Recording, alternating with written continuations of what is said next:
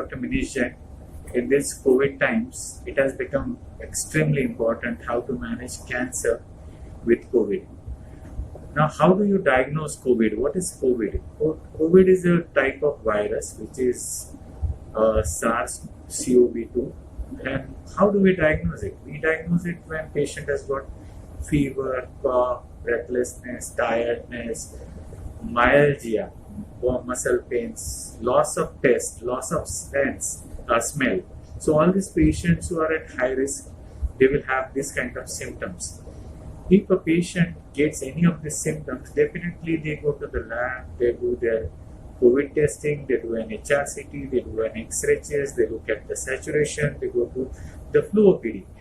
But what has happened is there are some patients who are at high risk. Now, cancer has two kinds of patients. One who are finished treatment, what we call off treatment, and one who are on active treatment.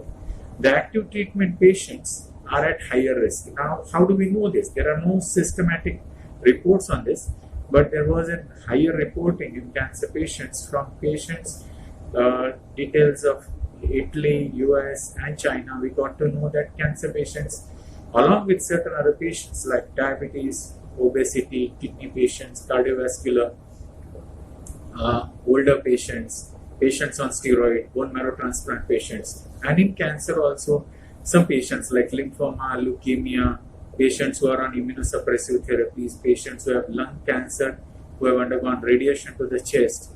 So these kind of patients are at higher risk. All patients who are on active treatment or who have received treatment in the last 3 months could be on higher risk for COVID. How do you diagnose COVID? COVID is diagnosed one clinically. If there are symptoms, as I said, then you do a COVID antigen, you can do a COVID antibody. Most importantly, what we do is we do an HRCT for them and we look at a lung scoring. So it's like based on 0 to 25, and depending upon what is the score and what is the saturation, that is how COVID becomes important. So there can be 4 categories if you look at COVID. One, there could be COVID antigen positive with some lung shadows, what we call GOO or GGO or ground glass opacities. The third one is COVID positive ground glass opacities and saturations below 94. Now this becomes a very important group where you should start there on the treatment what we generally recommend. I'm not an expert to explain you, but there are drugs like remdesivir, steroids, Flixen. And the fourth group is the one who is requiring low saturation, BiPAP or ventilation. From ventilation, along with this, you may require to give certain cytokine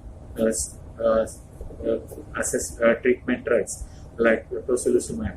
So these are the most important thing. Now, cancer has both effects. One, cancer itself is an immunosuppressive situation. So the cytokine storm is less. So the chances of cancer patient dying are on both ends. They may be dying less or they may be dying more. Some people may not get a cytokine storm, so they may be surviving COVID and they may survive better than persons who have cytokine storm. Now, what do we suggest to our patients? Like if the patient has got cancer and it requires urgent treatment, then we have to assess risk-benefit. Now, if the cancer treatment has to be done immediately, then we have to take care of the patient by doing regular care like using PPE, personal protection equipments, getting them to hospital, keeping their admission minimum. If they are on tablets, calling them less, doing telemedication, giving them advice on phone, advice on telemedicine, asking them to the lab at nearby place, keeping their hospitalization to a very small limit and keeping them in a safe area. At Noble, we have been doing this. We have, as soon as the patient enters, if there are anybody who has got fever, we do not allow them to the cancer ward. They first go to the flu OPD, they get evaluated. If the flu OPD gives them a clearance, if the fever is non-COVID, if they settle down, then they come to the ward. In ward, even if you suspect, then they are isolated. Second thing, what we do is we make sure that we ask them symptoms, we look at their saturations, we look at their X-rays on a regular basis, and any doubtful thing, we do their COVID again. The patients who are undergoing treatment, they are explained about what is COVID, how to manage it, how to take care. So all these patients should avoid what? They should avoid crowded places. They should use PPE. They should not go to endemic places. They should take care of themselves, even when they are in wards, even when they are at home.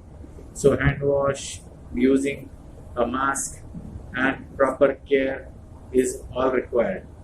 We also recommend them to undergo proper meditation, some garglings, ask them to do exercise and keep their immunity up. So now if you look at two kinds of patients, like patients who are undergoing treatment and patients who are not undergoing treatment. Not undergoing treatment, off treatment, their follow-ups can be delayed. They need not come to the hospital in this time, and they can delay by 3 months, 6 months, and they may continue if they are on hormonal treatment, just home hormonal treatment, and we can delay it. But those who are on active treatment, then we just make sure that we also limit their follow-up visits. We try to keep it on minimum, and we just tell them.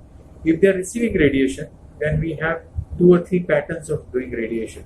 We either do their short, accelerated, or hypofractionation, or making their, instead of 25 fractions, breast cancers are these days treated in 5 to 8 fractions. So during this COVID time, it has taught us that you limit their visits to the hospital as minimum as possible. Shift the patient out, don't call them together. Just limit your OPDs, you can spread them out. So this is all being done at Noble Hospital to take care, so that we do not miss out on cancer treatment and we do not get scared of COVID. So yeah, I think I have said most of the things, and if there are any queries for anybody who is watching this, can definitely get in touch with us and we can help them out. Thank you.